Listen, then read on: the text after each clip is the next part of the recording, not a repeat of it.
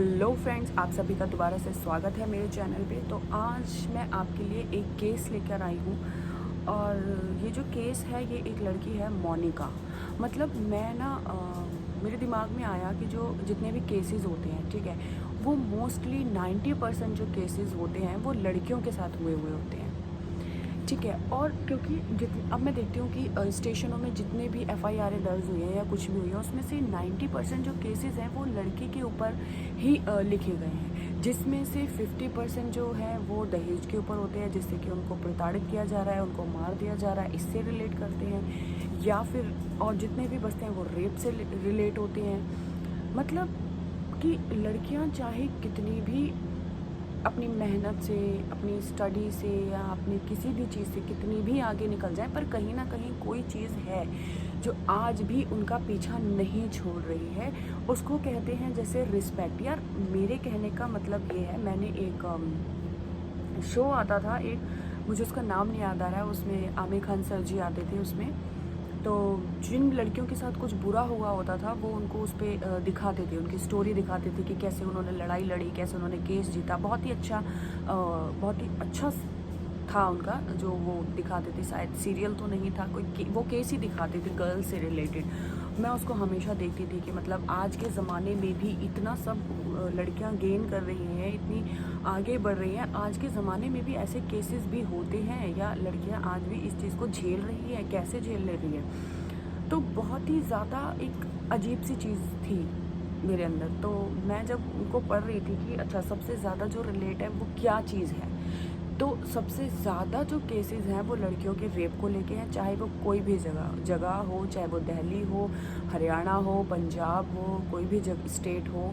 Mostly इसी चीज़ के पीछे आजकल लड़कियों को बाहर नहीं जाने दिया जाता या उनके ऊपर बहुत सारे लिमिटेशंस बना दी जाती है। और कहीं ना कहीं जो लड़कियां आज ज़्यादा कुछ नहीं कर पाई हैं अपनी लाइफ में, वो कहीं ना कहीं इस डर ने ही उनको पीछे खींचा है या उनके पेरेंट्स को पीछे खींचा है कि इतनी आगे हमें हमें नहीं चाहिए सक्सेस, या हमें नहीं चाहिए इतना नाम जिसमें हमें एक डर रहे हमेशा। तो ये केस मुझे बहुत ही दुख से, मतलब मुझे बहुत ख़राब लगा कि मतलब ऐसा भी होता है यार। एक लड़की थी, उसका नाम था मोनिका।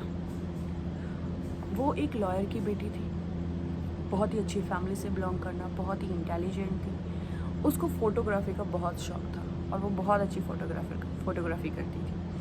धीरे धीरे वो बहुत इस लाइन में अपनी फेमस भी हो गई। लेकिन एकदम से उसको ना स्मेल्स से प्यार हो गया, जैसे कि नेचर की स्मेल हो गई, बारिश की स्मेल हो गई, या किसी ऐसे पर्टिकुलर चीज़ की स्मेल जिससे उसको प्यार हो गया। फिर उसको लगा कि क्यों ना वो स्मेल्स पे रिसर्च करे कि कितनी तरीके की स्मेल्स बन सकती है और कौन सी स्मेल जो है वो लोगों को सबसे ज़्यादा पसंद आएगी, या किस स्मेल से हम एकदम यूनिक पर्सनालिटी हो सकती है। ऐसे रिसर्च करते करते वो एक परफ्यूम मास्टर बन गई और उसका बहुत बड़ा एक बिजनेस कारोबार जिसको आप कह सकते हैं, वो उसने स्टार्ट किया परफ्यूम का। और देखते देखते वो बहुत आगे बढ़ी, उसने बहुत नाम कमाया, बहुत पैसा, सब चीज़ थी उसके पास, बहुत फेमस थी वो। तभी उसने सोचा कि उसको एक ऐसी जगह चाहिए जहाँ पे वो नेचर से जुड़ी हुई रहे और जहाँ ज़्यादा पॉपुलेशन ना हो, जहाँ वो शांति से अपना काम कर सके। तो उसको सबसे अच्छी जो जगह है वो गोवा लगी। और गोवा में जब उसने एक फ्लैट लिया, अपना एक फ्लैट लिया और वो उस फ्लैट में रहने लगी। लेकिन क्या होता है कि एक दिन उसकी जो मेड है वो उसके घर जाती है और बेल बजाती है, तो वो गेट नहीं खोलती। बहुत टाइम हो जाता है, उसको आधा घंटा 1 घंटे वो बेल बजा रही है पर वो नहीं खोलती। तो उसको कुछ गड़बड़ लगती है, काफ़ी देर से वो बेल बजा रही है, कोई रिस्पॉन्स नहीं करे, तो उसको लगा अभी सो रही होगी। तो वो आस पड़ोस के यहाँ काम कराती है, फिर आके बेल बजाती है, वो फिर भी नहीं खोल रही है, घंटा बीत गया होता है। तो उसको अजीब सा लगता है कि मतलब ऐसा तो कभी नहीं हुआ और आज ऐसा क्यों हो रहा है। तो वो उसके भाई को फ़ोन करती है, उसके भाई का नाम होता है आनंद। उसको फ़ोन करती है तो उसका भाई बोलता है कि ठीक है मैं देखता हूँ। तो उसका भाई उसको कॉल करता है, उसके फ़ोन पे बहुत सारी कॉल्स करता है लेकिन वो कॉल्स का भी कोई जवाब नहीं देती है। तो क्या होता है कि अब वो क्या करे, उसको समझ में नहीं आता। तो उसकी एक फ्रेंड थी, उसका जो भाई है उसको पता था कि मेरी जो सिस्टर है उसकी एक फ्रेंड है, वो उसकी नेबर ही है, पास में रहती है, उसके पास उसके रूम की एक डुप्लीकेट चाबी है। क्योंकि जब भी मेरी बहन नहीं होती है घर पे और अगर उसको कोई चीज़ की ज़रूरत होती है, कोई डॉक्यूमेंट्स की ज़रूरत होती है या मुझे किसी चीज़ की ज़रूरत होती है, तो मैं उसी को बोलता हूँ और वही डुप्लीकेट चाबी से फ्लैट को ओपन करके और हमारी हेल्प करती है। तो डुप्लीकेट चाबी उसके पास है, हालांकि उसमें एक पासवर्ड भी होता है और वो पासवर्ड जो है वो हमसे फ़ोन पे पूछ सकती है, हम उसको पासवर्ड बता देते हैं और उसके बाद उस चाबी से वो लॉक खुल जाता है। तो बहुत इजी हो जाता है। तभी वो उसको फ़ोन करता है, अपनी सिस्टर की फ्रेंड को फ़ोन करता है और वो उसको पासवर्ड बताता है और बोलता है तुम चाबी लेके और डोर को ओपन करो। तो जब वो ओपन करते हैं तो वो दोनों ही बहुत शॉक्ड हो जाते हैं। वो देखते हैं जो मोनिका है वो अपने बेड से बंधी हुई है और वो अब मर चुकी है, वो अब दुनिया में नहीं है। ये देख के वो बहुत डर जाते हैं और ये खबर बहुत तेज़ी से फैलती है क्योंकि वो बहुत फेमस होती है। उसका नेचर बहुत ही अच्छा होता है, बहुत ही काइंड होती है, बहुत ही पोलाइट होती है, जिसकी वजह से लोग उससे बहुत प्यार भी करते हैं। तो सभी लोगों को जैसे ये खबर मिलती है वो बहुत ही परेशान होते हैं और वो देखना चाहते हैं उसको कि ऐसा क्यों हुआ इसके साथ या इतनी अच्छी लड़की के साथ ऐसा क्यों हुआ। ये खबर बहुत तेज़ी से फैल जाती है। तभी क्या होता है, पुलिस को कॉल की जाती है, पुलिस आती है, उसके रूम में देखती है, उनको कुछ नहीं मिलता और ऐसी कोई जगह भी नहीं थी जहाँ से उस रूम के अंदर कोई ऐसा इंसान आ सके जो अननोन हो, जो इस लड़की को ना जानता हो। ऐसा कोई भी इंसान नहीं था। उन्होंने पूरे कमरे की तलाशी ली और उसके जहाँ पे वो काम करती थी वहाँ पे भी सब लोगों से पूछा पर उनको कुछ नहीं पता चला। उन्होंने सोचा हम सीसीटीवी कैमरे में देखें, लेकिन कैमरे उस सोसाइटी में नहीं थे। ये सबसे माइनस पॉइंट था, सोसाइटी में सीसीटीवी कैमरे नहीं थे। बाकी गार्ड वगैरह से पूछा गया, सबसे किसी को कुछ भी नहीं पता। कहीं ना कहीं शक जा रहा था उस पे जिसके पास डुप्लीकेट चाबी थी, लेकिन उसके भाई ने बोला कि बिना पासवर्ड के तो ये चाबी भी काम नहीं करेगी ना, ये चाबी तो तब काम करेगी जब मैं पासवर्ड बताऊंगा और पासवर्ड तो मैंने इसको फ़ोन करके बताया है तभी इसने खोला। लेकिन फिर उससे भी बहुत सारी पूछताछ हुई जिसकी वजह से पता चला कि नहीं, ये नहीं हो सकती है और ये उसको जान से क्यों मारेगी ऐसा, क्योंकि लूट पाट चोरी कुछ भी नहीं हुआ था उसके घर से। तो पुलिस को लगा कि ऐसा कुछ हो ही नहीं सकता। पुलिस ने बहुत कोशिश करी, पूरा हफ्ता उन्होंने लगा दिया पर उनके हाथ कुछ भी नहीं लगा। तभी उन्होंने उसके बैग में देखा, मोनिका के बैग में, जब स्टार्टिंग में उन्होंने उसके बैग में देखा था कि बहुत सारे बिल पड़े हुए थे डेबिट कार्ड के। तभी उनका दिमाग घूमा कि इसमें बिल तो हैं डेबिट कार्ड के, लेकिन डेबिट कार्ड नहीं है, तो कार्ड कहाँ गया। बाकी सारे कार्ड्स उसके बैग में हैं लेकिन डेबिट कार्ड नहीं है। तभी वो कंपनी में गए, बैंक में गए, उन्होंने पूछा कि ये कार्ड भाई कब यूज़ हुआ है, लास्ट टाइम किसने किया है। तो उनको पता चला कि जिस दिन उसका मर्डर हुआ है उसके नेक्स्ट डे ये कार्ड यूज़ हुआ है और ये कार्ड यूज़ हुआ है बेंगलोर में।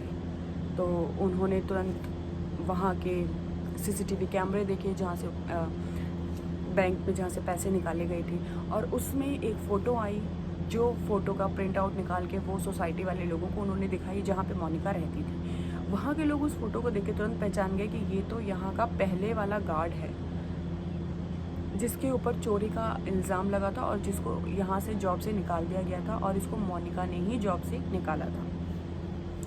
अब सारा शक जो था वो शक क्या बिल्कुल कंफर्म ही हो गए थे क्योंकि डेबिट कार्ड उसके पास है और वो पैसे निकाल रहा है। तो जाहिर सी बात है कि इसको कुछ पता है या तो इसी ने मर्डर किया है।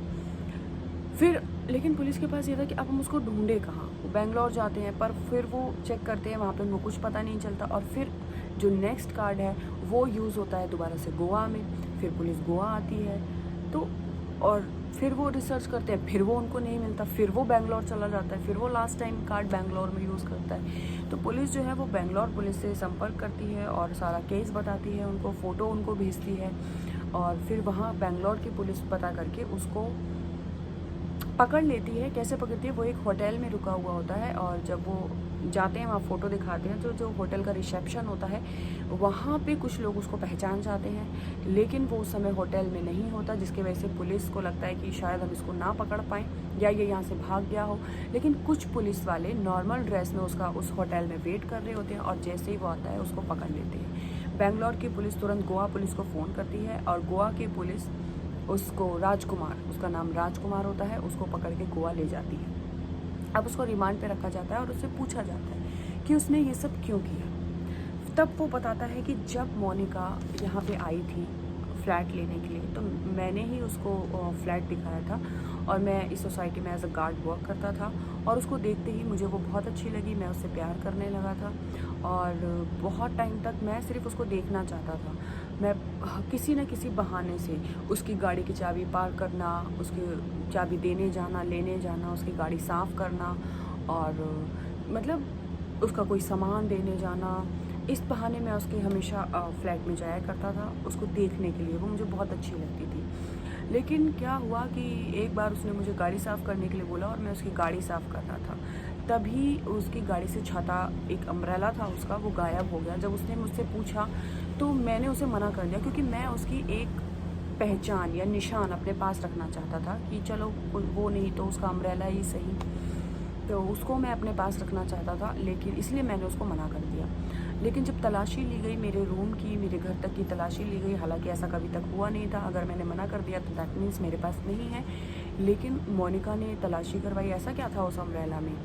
तो जब तलाशी ली गई तो वो अम्ब्रेला मेरे पास से निकला और मुझ पर चोरी का इल्ज़ाम लगा के मुझे उस सोसाइटी से निकाल दिया गया।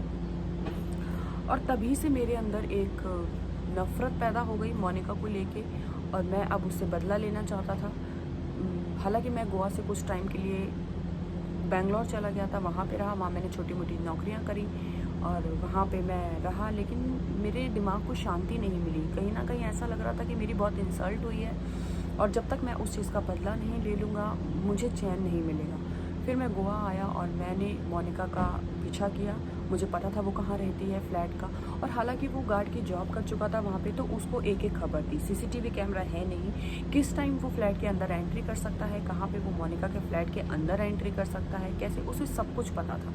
तभी क्या होता है, वो देखता है कि सोसाइटी में तो चला जाता है, फिर वो देखता है कि वहाँ पे मोनिका की कार पार्क नहीं है। वो समझ जाता है कि मोनिका घर पे नहीं है, तो वो छुपकर, उसको पता होते हैं सारे इंटरनली रास्ते सब पता होते हैं, और वो उस सोसाइटी की छत पर चला जाता है। क्योंकि छत पर मेनली कोई नहीं जाता और वो वहाँ पे छुपा हुआ होता है। अब 1 दिन हो जाता है वो छुपा रहता है, 2 दिन हो जाते हैं, 3 दिन हो जाते हैं, उसकी हालत बहुत ख़राब हो जाती है। सोचता है 3 दिन हो गए वो अभी तक नहीं आई, पता नहीं कितना टाइम लगेगा। फिर उसके दिल ने कहा चलो यार मैं चलता हूँ, पता नहीं। पर कुछ चीज़ ऐसी थी उसके दिल में, मतलब बदला लेने की इतनी गहरी भावना थी उसके अंदर कि वो 3 दिन तक भूखा रहा। चौथे दिन जब मोनिका आई, उसने देखा कि अब उसकी गाड़ी आ गई है, दैट मीन्स मोनिका आ गई है, और वो चुपके छुपाते वो मोनिका के फ्लैट तक पहुंचा। उसने बेल बजाई, मोनिका ने पूछा कौन, उसने बोला कि मैं सिक्योरिटी गार्ड हूं और आपके खिलाफ कोई बिल आया है, ऐसा करके उसने कुछ कहा। और मोनिका ने जैसे ही गेट खोला उसने उसको कस के धक्का दिया और उसको पास चाकू था वो उसको दिखाया, डरा के उसको चुप कराया। उसके बाद उसको सब पता था कि मोनिका अकेले रहती है, कोई उससे मिलने जुलने नहीं आता है। तो वो आराम से इत्मीनान से उसने उसको बेड से बांधा। उसने उससे पैसे मांगे, उसने बोला मेरे पर्स में पैसे जो है वो बहुत कम है, तो तुम मेरा कार्ड ले जाओ। उसने बोला इतने पैसों में तो नहीं होगा, तो उसने बोला आप मेरा कार्ड ले जाओ और मुझे छोड़ दो। लेकिन वो 3 दिन से भूखा था, तो उसने आराम से उसके घर में खाना बनाया, खाया, फिर से आइसक्रीम, चॉकलेट, सब जो भी कुछ था वो उसने आराम से खाया। और उसके बाद जब वो जाने लगा तो उसको एक चीज़ खटकी मन में कि अगर मैं यहाँ से चला गया तो मोनिका तो मुझे जानती है मैं कौन हूँ, और जैसे ही वो बताएगी कि मैं गार्ड हूँ, मेरी सारी इन्फॉर्मेशन इन सोसाइटी वालों के पास पहले से ही है, मैं तो तुरंत पकड़ा जाऊँगा।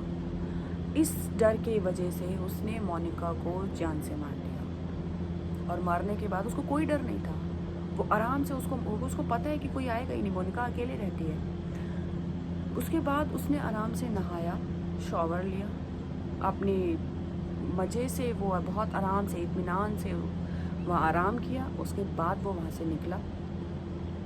जब उसने पुलिस के सामने ये सारा कबूल किया, पुलिस को भी मतलब किसी से बदला लेने की भावना इतनी गहरी हो जाती है कि हम किसी की जान ले लेते हैं। मतलब ठीक है आपकी दुश्मनी है, आप उससे अलग हो जाओ, उससे मतलब मत रखो, उसे मत बोलो, उसकी हेल्प मत करो किसी चीज़ में, पर जान लेना तो यार गलत है ना। जान मत लो यार, बहुत ज़्यादा दुश्मनी है, बहुत ही ज़्यादा, जो तुमसे बर्दाश्त ही नहीं हो रही है। ठीक है उसका थोड़ा बहुत बुरा कर दो, थोड़ा बहुत, दैट मीन्स कि ठीक है, मतलब कुछ लॉस कर दिया उसका, थोड़ा बहुत लॉस। वैसे तो ये भी नहीं करना चाहिए, देखो गलत है, बिल्कुल गलत है, नहीं करना चाहिए यार, माफ़ कर दो। देखो सारा हिसाब होना है उसका, वो जब टाइम आएगा अपने आप होगा, भगवान अपने आप ही करेगा। तुम क्यों फालतू में अपना भी कर्म खराब कर रहे हो, ठीक है। लेकिन जान से मारना बहुत गलत है, बहुत ज़्यादा गलत है। चलिए, तब तक के लिए ये स्टोरी यहाँ ख़त्म होती है। और आपको क्या लगता है कि अगर आजकल लड़कियाँ वैसे हर हर प्लेस पे या हर फील्ड में अपना बेस्ट ही कर रही हैं, अच्छा ही कर रही हैं। अभी लास्ट टाइम 6 जून को रिज़ल्ट आया था, तो मैंने उसमें देखा कि जो लड़कियां हैं 10 टॉप लड़कियां ही हैं उसमें। बहुत अच्छा लगा मुझे देखकर और बहुत खुशी हुई। और लड़कियां हर फील्ड में अपना बेस्ट कर रही हैं, आगे हैं। पर कहीं ना कहीं जो लड़कियां पीछे हैं, उनके पीछे क्या रीज़न है? आपको क्या लगता है कि क्या रीज़न हो सकता है? मुझे ज़रूर बताइएगा कमेंट सेक्शन में। तब तक के लिए बाय। अपना ध्यान रखें, अपने घर वालों का ध्यान रखें, अपने सपनों के लिए कड़ी मेहनत करें। तब तक के लिए आपके लिए बहुत सारी दुआएं, बहुत प्यार, और आप सब बहुत आगे बढ़ें। मिलते हैं नेक्स्ट वीडियो में। Bye bye.